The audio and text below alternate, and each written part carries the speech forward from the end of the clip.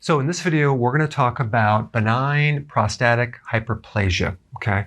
Where the prostate is enlarging, like what's behind this and what foods you need to consume to get this under control. The problem with this condition is that it's going to obstruct your urine flow, and the urine's going to back up in the kidney, and that's going to create a toxicity. It could even back up into the liver, and because you're not able to get rid of the urine, so it concentrates, and there's a lot of problems with that. Now, this condition is really affected by hormones. There's different types of hormones that have different effects. Certain hormones have an anabolic effect on your body. That means that those hormones have the ability to make things grow. All right, so now let's go down the list and talk about what hormones are involved. The first one is insulin. Insulin is an anabolic hormone. It makes things get bigger, and you want to make sure you don't have excessive amounts of insulin. So how would you do that?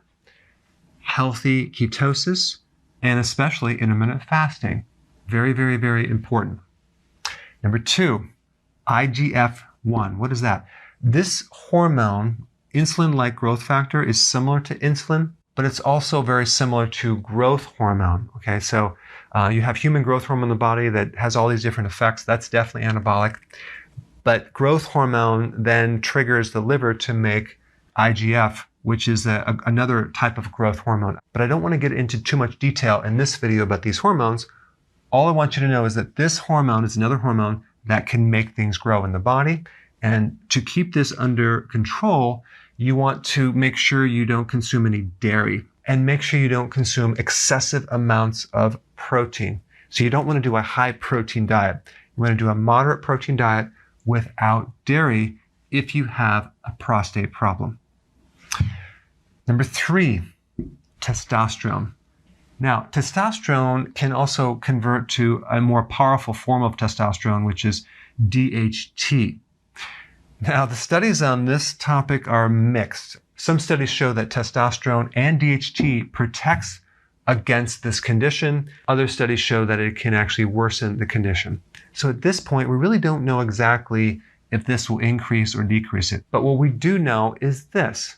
Testosterone is converted to DHT through a hormone called 5-alpha reductase. And some of the most powerful inhibitors of this enzyme help improve an enlarged prostate.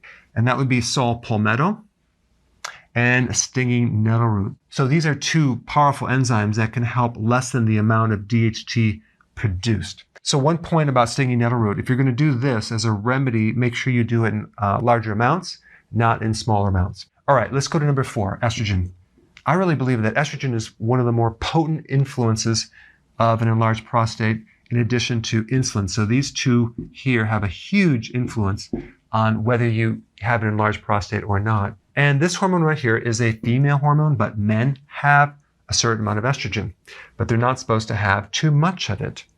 Now, your testosterone can also convert to estrogen in your body through another enzyme, and this could be a problem right here. So the question is, how would you block this enzyme? Well, it just so happens there are inhibitors of this enzyme to lessen the amount of estrogen produced. And the best foods to give you these inhibitors would be the cruciferous vegetables. Now, there's another compound called DIM, which is a very powerful enzyme inhibitor. And DIM is a very concentrated cruciferous compound. So the phytonutrients in cruciferous vegetables, whether you're doing it in a concentrated form or the vegetables themselves, help to inhibit this enzyme and help to lessen the amount of estrogen produced. You also want to be careful of all the other things that can actually raise estrogen in the body. Soy protein isolates in the foods that you eat, or the oils that are GMO, like soy and corn and canola and cottonseed oil, all can actually increase estrogen in the body.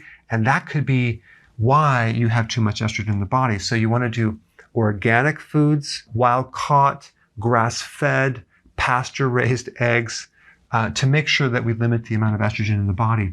One additional point I want to talk about is sometimes when people do a keto, they don't do it healthily. For example, the foods on keto, despite lowering insulin because they're not high in carb, might contain things that increase estrogen. So just because you're on keto doesn't always mean you're reducing this hormone right here. So anyway, I just wanted to create this video to show you the effects that certain hormones can have on the prostate gland. Thanks for watching.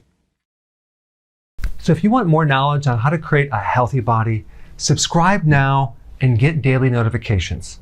Daily notifications, that sounds weird. Well, I'll just remind you on a daily basis. How about that?